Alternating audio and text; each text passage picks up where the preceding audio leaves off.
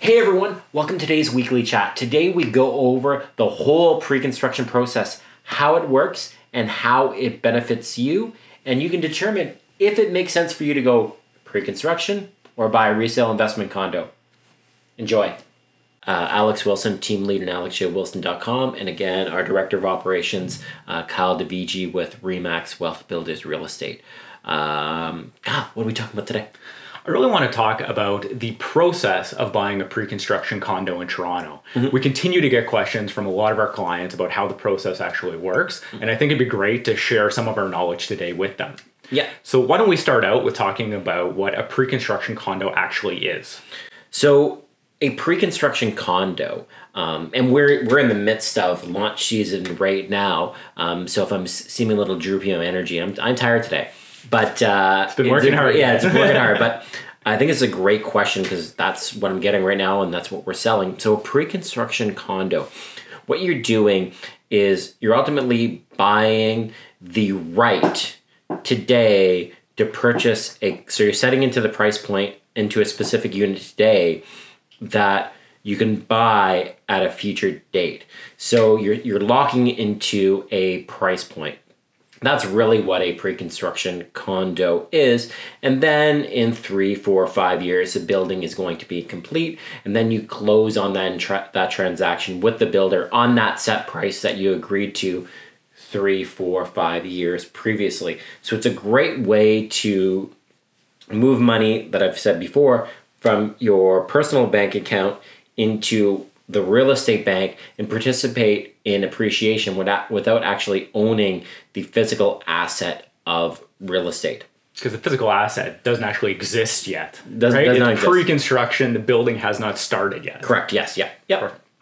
So why would I want to buy one then? So it's a great investment tool if you want to participate in the real estate market, but not have to worry about the mortgage aspect right away, or you don't want to deal with tenants right away. It also, where pricing is today, it allows you to lock into that price point. But let's say rents today aren't providing that cash flow that you need, so you're able to lock in that at today's price point, but you're going to get future rents in 3, 4, 5 years. So we lock into that price point, and we're not worried about a negative cash flow on the property because we don't own the asset, we don't have a mortgage on the property. We'll have that mortgage in 3, 4, 5 years. At that time, we would have seen rents go up, and now we're in a cash flow positive situation at that future date. So buying at today's price, but getting future rents on the property. I find that really attractive because in today's competitive condo market, which is the entry-level product in downtown Toronto, I'm competing against the end user. So when I go buy that 1-bedroom condo in Toronto, there is someone that wants to live in that condo if I'm looking at the resale level. So if I'm looking at my rental numbers to cover costs, that other person is looking over Maslow's hierarchy of needs, shelter being one of the most important things. They require shelter, so they're willing to pay more money than you as an investor because they require shelter. You're just doing this for investment purposes. So they're going to get the property because you're not willing to pay that much.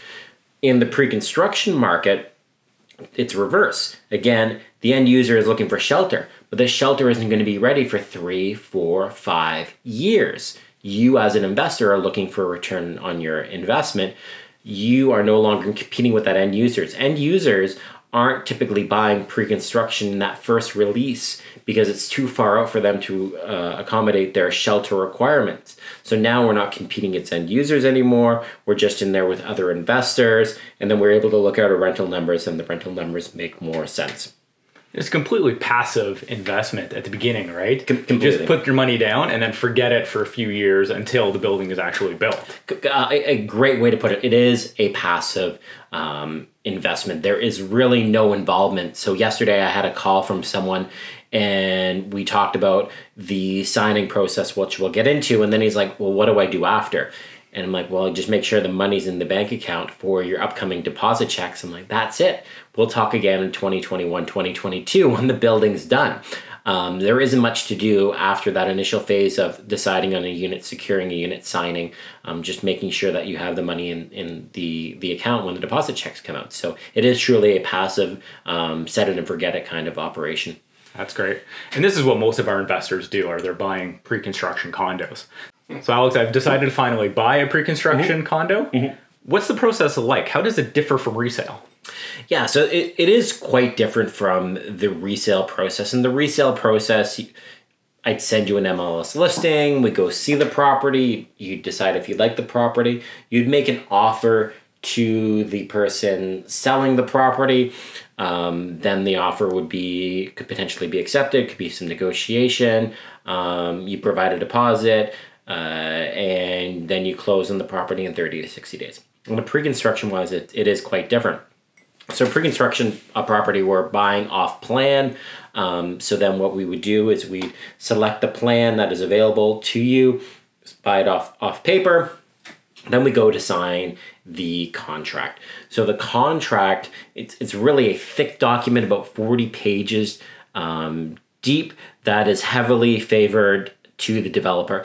Very little changes that you're actually able to make to those contracts. So you can't negotiate the terms, really? Really, at the phase that we get people in at, no. We get people in right at the beginning of the sales process. So you are the first person buying in this project. What that means is you're buying at the lowest possible price point in the building and getting the first access to units. So preferential pricing, preferential selection. And with that, you are getting a built-in profit because in future phases, in future releases in the building, the price continually goes up. So we want to get you in right at the beginning to get you at the lowest possible price point. The trade-off on that is you are waiting a longer period for the building to get done. But if you want to make money, you always want to be the first person in on the building. So the things that you want in your contract, you want the right to assign. So what the assignment is if you decide not to close on the property, you have the opportunity to sell this right, which is surely just a right, is what you're purchasing with a pre-construction, to sell this right to someone else, and there's an opportunity to profit off of that. If you see my previous video, don't sell your unit on assignments, I use this as an exit clause. It's what I educate clients on. You are always better off closing on the property, but this is just really if circumstances out of your control, you need to unload the property. It gives you the ability to unload it. But we'd always have a conversation before we went that because I want you to keep the property. You're going to make more money. Number two, want to make sure you're able to lease the property during occupancy. So you have your occupancy date and your date of registration, which is another difference between resale and pre-construction. So what your occupancy date is, that's when you get your keys to the property. So you can move into the property. Now, let's say we're building a 50-story tower. The unit on the 10th floor is going to be done before the unit on the 50th floor.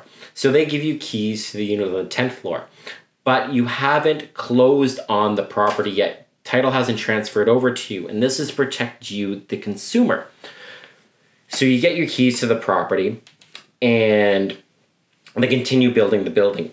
If you transfer title on the 10th floor, what happens if the builder got to the 40th floor and they're looking at the numbers? It's going to be more expensive for them to complete the building than for them to just walk away at this time. They already got money from the 40th floor and below. We're not going to finish the 10 floors. Thank you very much. Well, that doesn't help you out. That puts you in a bad situation if you get an unscrupulous developer that would do something like that. In Ontario, we're protected. They can't do that.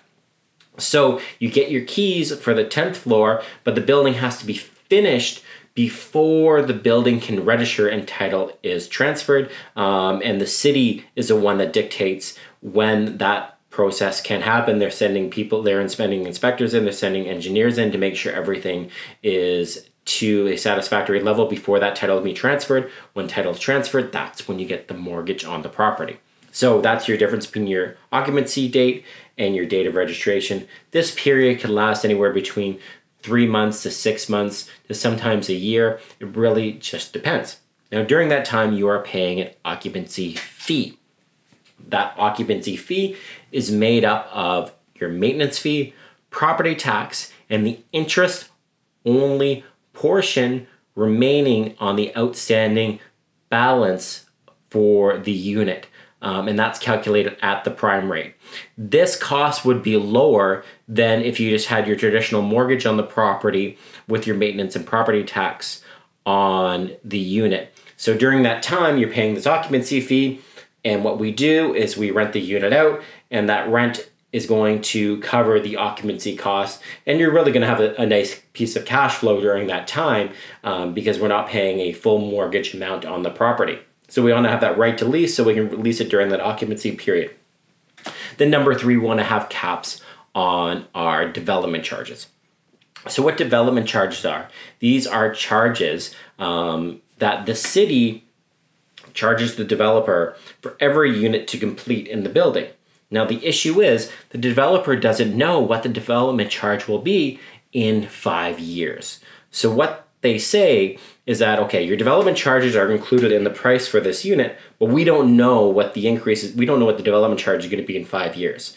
So what we're going to do is we're going to cap the amount of this potential increase. So if the increase is more than this capped amount, well, we're going to absorb that cost. That's our loss. You're responsible for this portion of the increase, and beyond that, we're responsible for that. So we want to make sure that amount's capped, because if there's a significant run-up of development charges, that onus is not put on you, that the builder is taking that cost into account. So those are the 3 things we want to make sure are covered in a pre-construction contract agreement. So should I still send that agreement to my lawyer to review? Yes, we always get an agreement review, just so it's more of a general understanding wise, so you know what's going on with the agreement wise, and get a good understanding what the costs are on final closing. And speaking of costs, some additional costs as well. You have HST. Now, HST is, and I repeat, is typically included in your purchase price here in the Greater Toronto area. Now, if you're buying for investment and not moving into the unit, the rebate portion will be charged back to you on final closing. This is a cash flow item. So what I mean by this, if you were to move into the unit, the builder claims the rebate because they're the one that paid the HST. They claim the rebate. You don't see any of this in the transaction.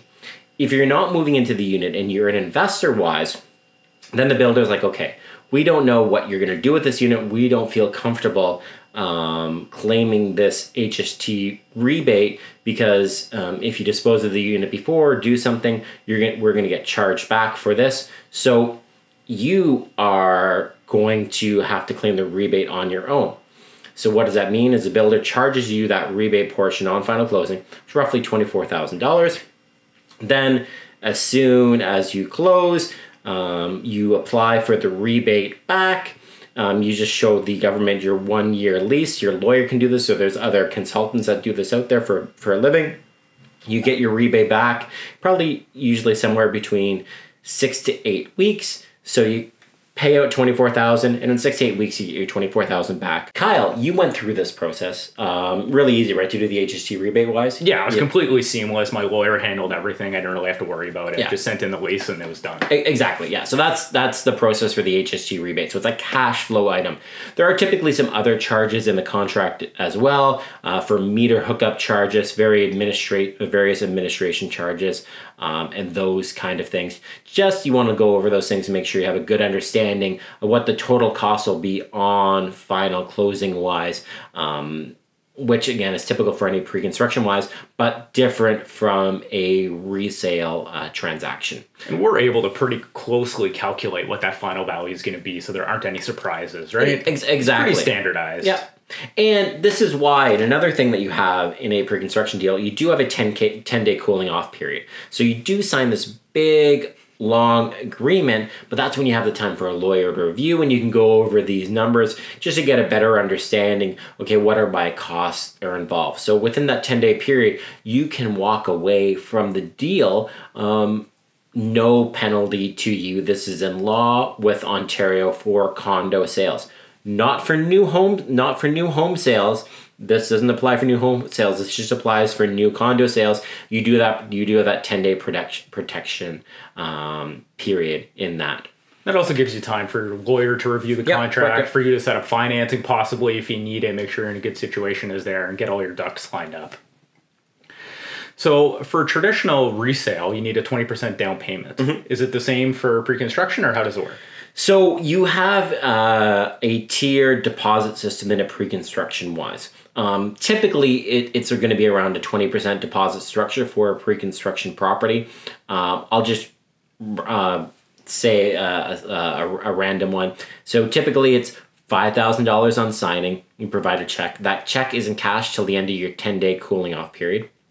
Then you have the balance of 5% at the end of 30 days. Then you'll typically do another 5% in something about 90 to 120 days. So that's 3 to 4 months. Then another 5% in maybe 180 or 270 days. So you're looking at 6 months to 9 months.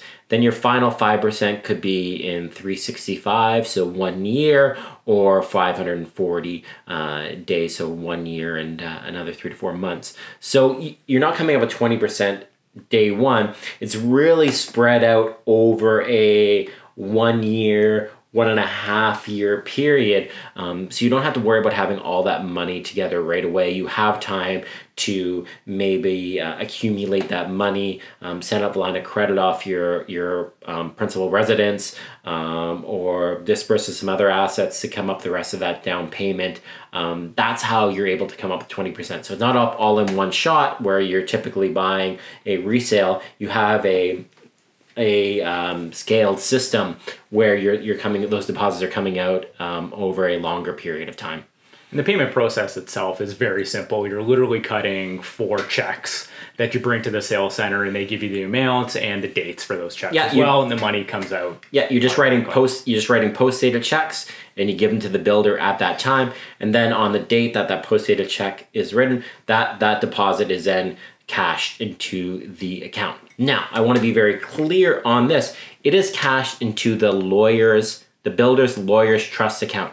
Your deposits are protected. This isn't going into directly in the builder's pocket. This deposit money is going into a protected trust account that the builder cannot access. They can't use your deposits. So your deposits are protected. So you don't have to worry if, let's say, we've talked about a lot of these condo cancellations, none of those deposit monies are lost because they've been in the lawyer's trust account the entire time. The builder doesn't have the ability to access these deposits, so these deposits do get refunded back to the buyers in these projects. There were other issues, obviously lost opportunity, cost of time and capital and everything like that, but your money that you initially invested is protected in these trust accounts. So I've signed the agreement. I've given my checks over. What happens next? You wait. Really, this is where the passive agreement comes. Let's say if you were to sign a deal now, and that building is going to be finished in 2021, 2022, 2023, all you're doing is making sure your money's in that in your account for the day that deposit check is coming out. That's your only real obligation until the building is complete. But how long does it take for buildings to be completed? What's kind of the typical range? If you're buying at the very initial sales, you're looking at 3 to 5 years, depending on the height of the building. A larger building is just naturally going to take a longer time. So you're looking at a 3 to 5 year time frame for these buildings to be complete. So to finish the building and to finish your unit, you need to select what's going to go into the kitchen, into the bathroom. How does that process work? Yeah, so at some point in the future, so I guess I shouldn't say that there's nothing to do after you sign the document. There is something you do. This is years after you sign, though. Typically, typically a year or two after. You'll sign, your deposits will be cashed. At some point, the builder is going to reach out to you, and you're going to have your to pick your finishes for the unit, and there's typically a standard set of finishes, packages that you'll pick I'll have 3 or 4 unit. selections, including flooring and tile and those sorts of things. And sometimes there are upgrade options, everything like that. Now, you're buying this for investment. There is no need to do upgrades to your unit. You just want to go for the standard finishing packages. If there are upgrades you want to do at some point in the future, you're probably going to be better off doing it on your own, and you'll be able to do that at a lower cost base. Now, there are a few things that for my investment units, I do upgrades on. These are things that I cannot do in the future because the building is built. So it has to be done. The infrastructure has to be built into the unit at the time of construction of the building. So it's 2 things. Number 1, it just drives me nuts on these. When I go into a bedroom and there's no light fixture in the or an outlet in the ceiling for me to put a light fixture in.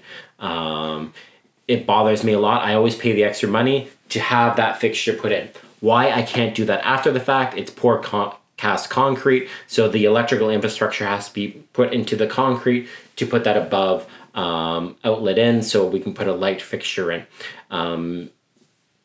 I won't get any extra rental money for this, and I won't get any extra sales revenue from this. So you may be wondering, Alex, why do this? A, number 1, just drives me nuts. But B, you have to think ahead. When are people going to be looking at this unit if you're renting it out or if you're selling it?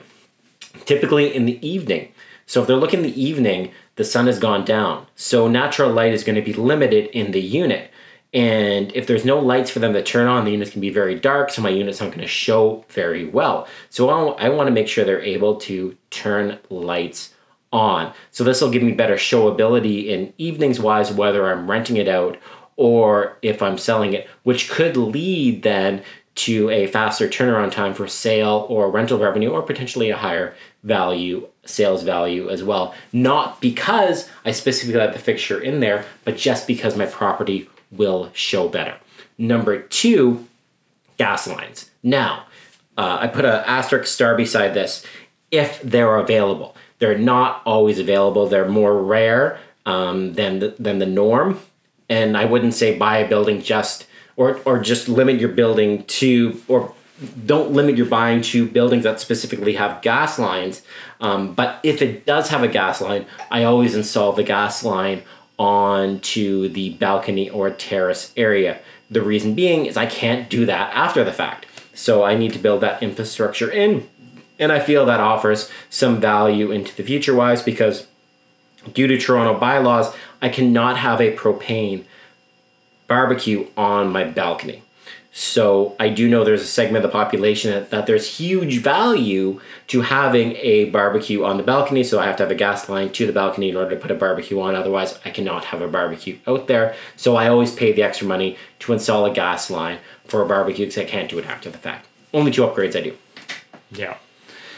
And the finishing process of selecting your finishes and your upgrades is very easy. Normally there's a sales center you can go in, or even some you can do it entirely online, and it's just like ordering something online. You select the ones you want and then you actually pay typically by credit card for the upgrades that you want. Very quick and easy process. Yeah, very easy. And a lot of times people will reach out to me and going, Alex, what if I bought in the building, what are you putting for your standard finishes? So an easy question we can ask. Most builders have designers too that can help you that are on site as well if you're interested in that, but just follow Alex's advice. Yeah. Small unit, light floors. Yeah. So the building is finally built and you get possession of it, you're allowed to move in, or you could find renters for it. But going into the unit, sometimes there's, say, things like holes in the drywall or scratches on the floor. They're called deficiencies.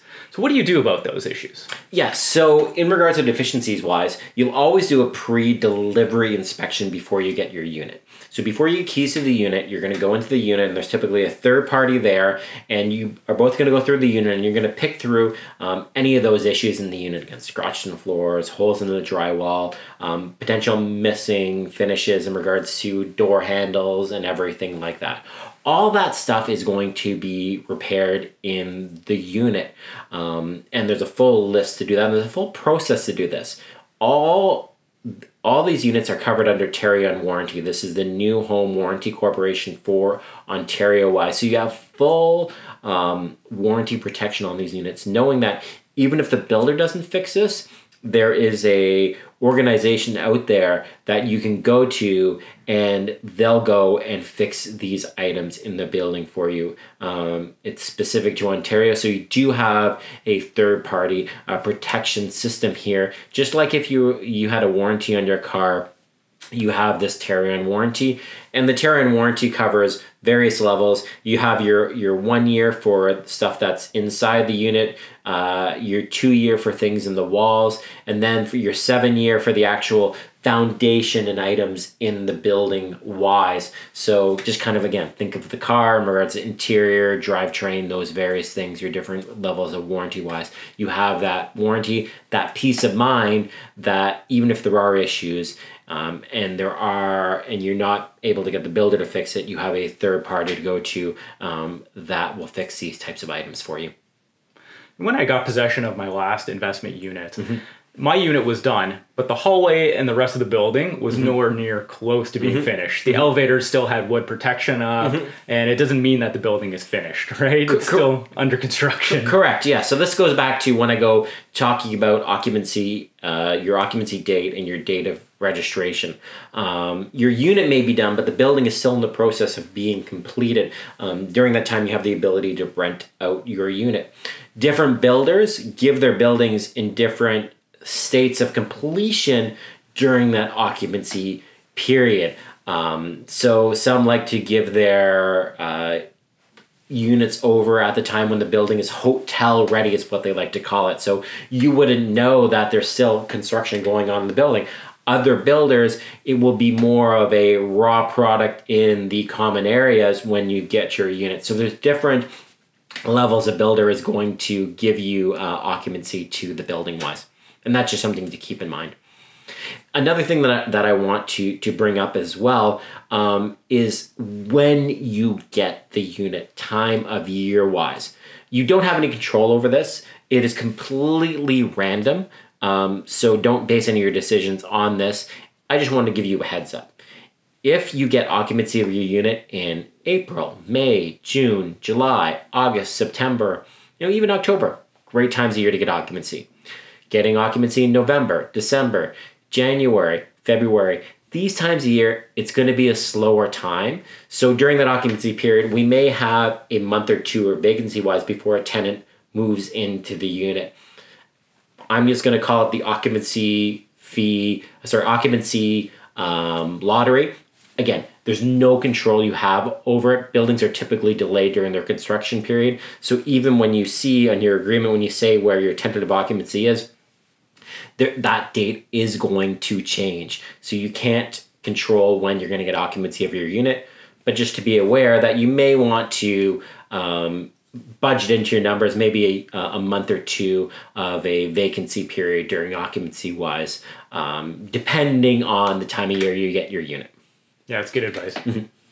So the building finally finishes. So what happens then?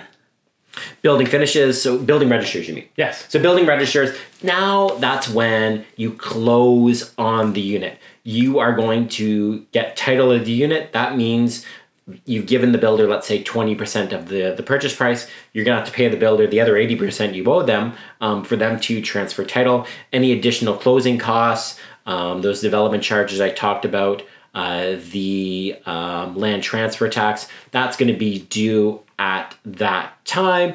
So title gets transferred to you. You get a mortgage on the property and you get the asset back. This is in a very, very exciting time, I think, because now this is when you get to do the fun stuff. You get to realize, you get your equity in the property. You get to use our refinancing tools that we've talked to you about, tap into that equity, use the appreciation from that property to leverage and take your equity out and look at purchasing more assets. So closing time is always an extremely exciting time for me because now I have this asset, which let's say I bought in 2014.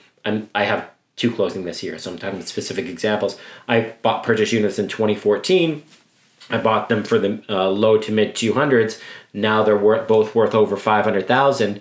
I get my tenants in the units. I go to the bank. I get my mortgage on the property, then I do a refinance, I take equity out, and then I go and I purchase other units. Very, very exciting time. So you have your date of registration, you get your mortgage on the property, and then you can go to that next phase, that masterclass in condo investing wise. Okay, how do I turn one condo into 3 condos? So that's really when your journey is going to accelerate in speed and start, and how you're going to really start growing some wealth. So who should I buy a pre-construction condo from, Alex? How should I go about the process? So obviously, I don't even know how long we've been talking for, but you see there's a lot of different things that come through in the whole process-wise.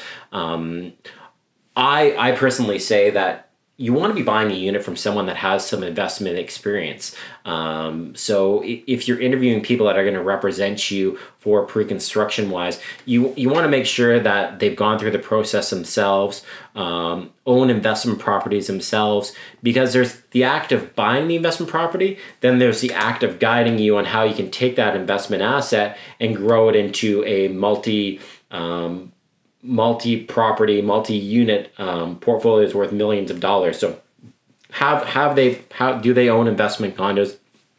Can they show you the returns that they've made on their investment assets? So like any financial planner, if you're going through what they're doing, you want to see that they have money in the game as well, and you want to base how is their past performance done, so that they can help you guide you on your investment journey. So make sure they have investment experience and know how to purchase investment-based assets that are going to make you the best return on your investment. Number 2 is that you want to get first access into a project. What that means is you are the first person buying. So we like to, in the industry, call this platinum access. So you are buying in the first launch wise. So that means you're buying at the lowest possible price point, and you're getting the first selection of suites. So that means lowest possible price and best selection of suites. That's going to, again, help you get the best possible investment return on the property you're buying in. And jumping in as well, just for a knowledge base wise, you've seen a lot of cancellations that have happened out there. So how do you avoid falling into one of those projects? You want to be working with someone that's experienced, that has worked with various builders in the past, can help guide you through different projects and let you know, okay, here are some potential pitfalls if you're going here or here or here, what changes could be happening down the road. So if I'm interested in buying a pre-construction condo or learning more, what is the next step I should take? Well, I like to have people do some homework. So first of all, I say watch my masterclass in condo investing. I think that's a great resource in regards to where you can see my own personal journey on how I've grown my portfolio from an initial 1 condo in West Queen West to now 11 condos and a triplex in the High Park area. So watch that. And book a consultation with me. We can sit down, talk about your goals, and show you how you can build your own portfolio so you can build generational wealth and financial freedom. So hope to hear from you. You can reach out. Info's below. And from everyone, AlexJWilson.com and Remax Wealth Builders Real Estate. We hope you have a great week. Talk soon. Bye-bye.